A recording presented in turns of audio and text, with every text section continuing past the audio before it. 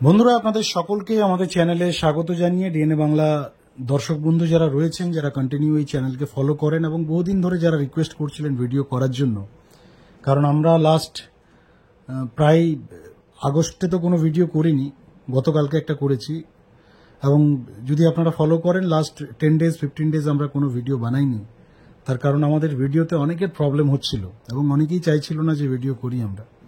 কিন্তু আবার দেখলাম যখন বন্ধ করলাম তখন অনেকে রিকোয়েস্টও করছে যে দাদা চুপ আছেন কেন, কেন কিছু আপডেট নেই? এতদিন আপনারা বললেন যে সব হয়ে যাবে, সব পজিটিভ আছে, এখন হঠাৎ করে নেতারাও 180 ডিগ্রি পাল্টি আপনারাও সাইলেন্ট হয়ে গেলেন। আসল বিষয়টা কি রয়েছে? নানান ধরনের প্রশ্ন আমাদের কাছেও এসছে। আমরাও মনে করলাম যে এই বিষয়গুলো ক্লিয়ারিফিকেশন বা এই মুহূর্তে কি করা উচিত সাধারণ সমগ্র শিক্ষার যারা কর্মচারী রয়েছেন, পার্শ্ব শিক্ষক রয়েছেন, এসএসকেএমএসকে শিক্ষক শিক্ষিকা রয়েছেন, স্পেশাল এডুকেটর, শিক্ষাবন্ধু, সকলের জন্য আজকের এই স্পেশাল একটা ভিডিও নিয়ে আসার চেষ্টা করেছে। এবং আজকের এই ভিডিও যদি আপনারা শেষ পর্যন্ত শোনেন তাহলে মোটামুটি একটা ধারণা আপনাদের হয়ে যাবে যে বর্তমানে স্ট্যাটাস কি আছে, বর্তমান অবস্থা কি রয়েছে এবং এই মুহূর্তে আপনাদের কি করা উচিত বা কোন পথে দাবি আদায় পসিবল রয়েছে। দেখুন, আমরা লাস্ট 1 মাস, 1.5 মাস, 2 মাস আগে আপনাদেরকে বহু প্রতিবেদন করেছি এবং প্রত্যেকটা প্রতিবেদনের যে থিম ছিল আমাদের সেটা হচ্ছে পজিটিভ। তার কারণ রাজ্যের শাসকপন্থী যে সংগঠন অর্থাৎ তৃণমূল, পার্শ্ব শিক্ষক, এসএসকেএমএসকে শিক্ষাবন্ধু সহায়ক যে নতুন কমিটি তৈরি হয়েছে, নতুন সংগঠন তৈরি হয়েছে এবং সার্টিফাইড দল, আপনারা জানেন যে অলরেডি দলের পক্ষ থেকেও এটা এস্টাবলিশ ঘোষণা করা হয়েছে। একটা দলীয় সংগঠনের পক্ষ থেকে যখন পজিটিভ বার্তা আসে, যে সংগঠন আজ অব্দি কোনোদিন পজিটিভ বার্তা দেয়নি আপনাদের, যারা এতদিন আগে বলছিল অমুক সাগরের তলায় তমুক সাগরের তলায় রয়েছে ফাইল, কোনো ফাইল নেই, কিছুই হয়নি, তাদের মুখ থেকে যখন আপনারা রাম নাম শুনছেন, অর্থাৎ যখন পজিটিভ বার্তা শুনছেন যে না দল চেয়েছে, দলের সদিচ্ছা হয়েছে বা ফাইলের 2-4টা ধাপ এগিয়ে গেছে, শুধুমাত্র আর 1-2 ধাপ এগোলেই সব হয়ে যাবে, এই ধরনের যখন বার্তা আসছে দলীয় সংগঠন থেকে, তখন সন্দেহের কোনো অবকাশ থাকে না, তখন সন্দেহের কোনো অপশন বন্ধুরা থাকে না। তার কারণ আরো একটা বড় এক্সাম্পল আমরা আপনাদের দিচ্ছি, সেটা হচ্ছে এবার আপনাদের বিরোধী যে সংগঠন রয়েছে, অর্থাৎ সরাসরি রাজনৈতিক বিরোধী যে সংগঠন পশ্চিমবাংলায় সমগ্র শিক্ষার আন্ডারে যারা রয়েছেন, প্রধানত আপনারা জানেন অ্যাক্টিভ সংগঠন বলতে বর্তমানে সিটু রয়েছে। সিটু আপনারা সকলেই জানেন বামফ্রন্ট বা লেফট সরকার সমর্থিত একটা সংগঠন। যখন লেফট এই রাজ্যে ক্ষমতায় ছিল তখন তারা শাসকপন্থী সংগঠন ছিল, বর্তমানে তারা বিরোধী সংগঠন। এছাড়াও আরও একটা সমগ্র শিক্ষার সংগঠন তৈরি হয়েছিল, সেটা হচ্ছে বিজেপি পার্শ্ব শিক্ষক মঞ্চ, যেটা বর্তমানে বলতে পারেন যে ওটা অলরেডি ফিনিশ। সেই সংগঠন বলে এখন বর্তমানে কিছু নেই, জাস্ট খাতায় কলমেই রয়েছে, সংগঠন কমায় আছে বর্তমানে এবং নেই বললেই চলে আর কি, কোনো অস্তিত্ব নেই সেই সংগঠনের। অ্যাক্টিভ বিরোধী সংগঠন বর্তমানে যদি রয়েছে সেটা হচ্ছে সিটু, যার নেতৃত্ব দিচ্ছেন বর্তমান সময়ে মনোরঞ্জন মণ্ডল মহাশয়। তো দেখুন এখান থেকেও একটা পজিটিভ বার্তা কিভাবে এসছিল।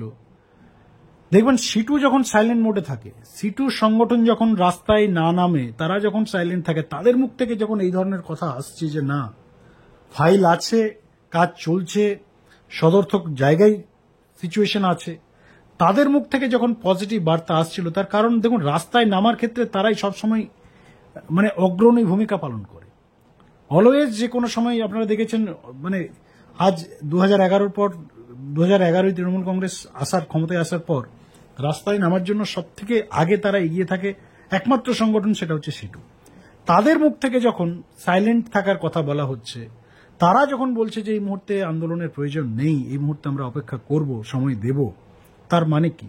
অর্থাৎ শাসকপন্থী, বিরোধীপন্থী থেকে শুরু করে আরো যে সকল সংগঠনগুলো রয়েছে, সমস্ত নেতাদের মুখ থেকে একটাই বার্তা আসছিল যে জায়গাটা একটা তৈরি হয়েছে, ফাইল রয়েছে, সদর্থক জায়গা রয়েছে, ভূমিকা রয়েছে এই মুহূর্তে দপ্তরের, রাজ্য সরকারেরও সদিচ্ছা রয়েছে, মানে সমস্ত দিক থেকে একটা পজিটিভ ইঙ্গিত আপনারা পেয়েছিলেন। ইভেন কিছু মিডিয়া হাউস, বড় মিডিয়া হাউস নয়, ছোটখাটো পোর্টালগুলোও খবর করেছিল ইভেন আমরাও ডিএনএ বাংলার পক্ষ থেকেও আপনাদের জানিয়েছিলাম যে এই যে খবরগুলো ছড়িয়েছে, খবরগুলো সব মিথ্যে নয়। তবে হ্যাঁ, এই 40,000 45,000-এর যে গল্পটা ছড়িয়ে দেওয়া হয়েছিল জাগো বাংলা টিভির পক্ষ থেকে, সেটা কিন্তু টোটালি ফেক। এবং আমরা এটা আগেও বলেছি আপনাদের, 40-45,000-এর যে গল্প সেটা টোটালি ফেক, এটা বাস্তব নয়, হতে পারে না, অন্তত পশ্চিমবঙ্গে হতে পারে না। কিন্তু ভাতা বৃদ্ধির যে খবর, কিছু একটা হওয়ার যে খবর, সমগ্র শিক্ষা কর্মচারীদের জন্য রাজ্য সরকার কিছু একটা করতে চলেছে, এই যে খবর, এই বিষয়গুলো নিয়ে আমরা নেগেটিভ আপনাদের বলে নিবেন। আমরাও জানিয়েছি যে না, খবরগুলোর মধ্যে সত্যতা আছে। এবং আজকের ডেটে দাঁড়িয়ে, আজ আগস্ট মাস, সেকেন্ড উইক আপনারা সকলেই জানেন শুরু হতে চলেছে। আজকেও আমরা আপনাদের জানাচ্ছি রবিবারের দিন যে খবরগুলো আপনারা এতদিন পর্যন্ত পেয়েছেন, খবরগুলো কিন্তু সব মিথ্যে নয়, খবরগুলোর মধ্যে সত্যতা আছে, ফাইল আছে অনগোয়িং।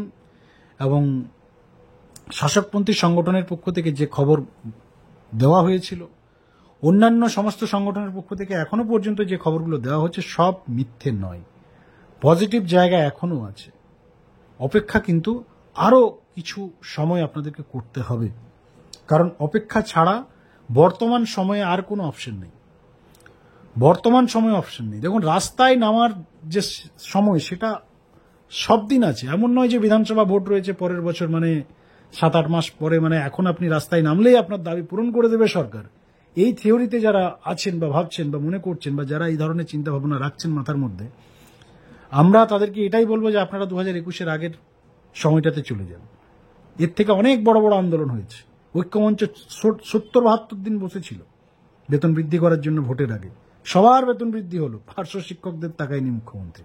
তার কারণ, পার্শ্ব শিক্ষক বা সমগ্র শিক্ষার যে টোটাল 1 লক্ষ কর্মচারী যারা আছেন, তাদের আন্দোলনে, তাদের প্রতিবাদে তারা যদি ভোট নাও দেয়, পশ্চিমবঙ্গ সরকারের কোনো যায় আসে না, যারা বর্তমানে শাসনে রয়েছে।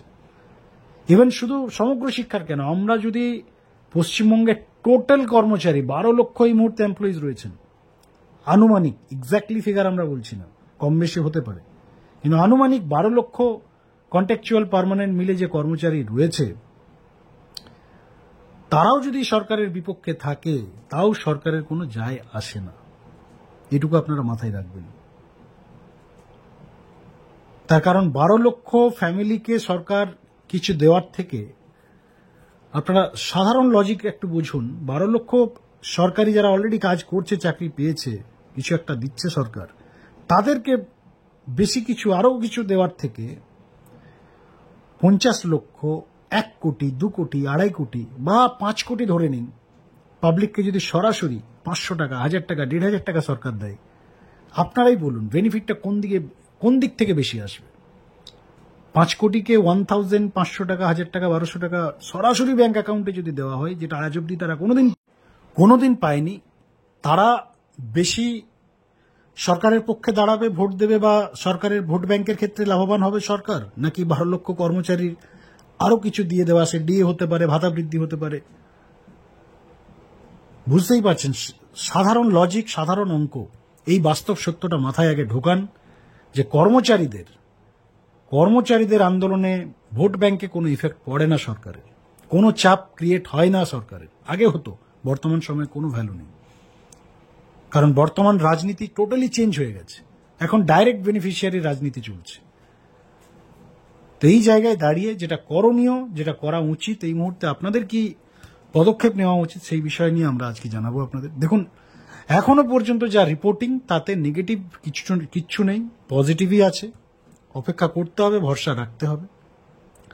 আমরা গতকালকেও বলেছি, এখনো বলছি, সরকারের বিরুদ্ধে প্রতিবাদে এই কারেঙ্গা, তেই কারেঙ্গা, এই করে দেবো, সেই করে দেবো, এই টাইপের বা সরকারের বিপক্ষে স্লোগানে যদি আপনারা কোনো আন্দোলনে যান, কোনো পলিটিক্যাল আন্দোলনে যান, পেশাগত আন্দোলনকে পলিটিক্যালি আপনারা যদি নিয়ে যান, কোনো পলিটিক্যাল নেতাকে সভামঞ্চে নিয়ে আসেন, পা মেলান, জমায়েত দেখান, মিডিয়াবাজি করেন, টোটালি বিষয়টা নেগেটিভে যাবে আপনাদের।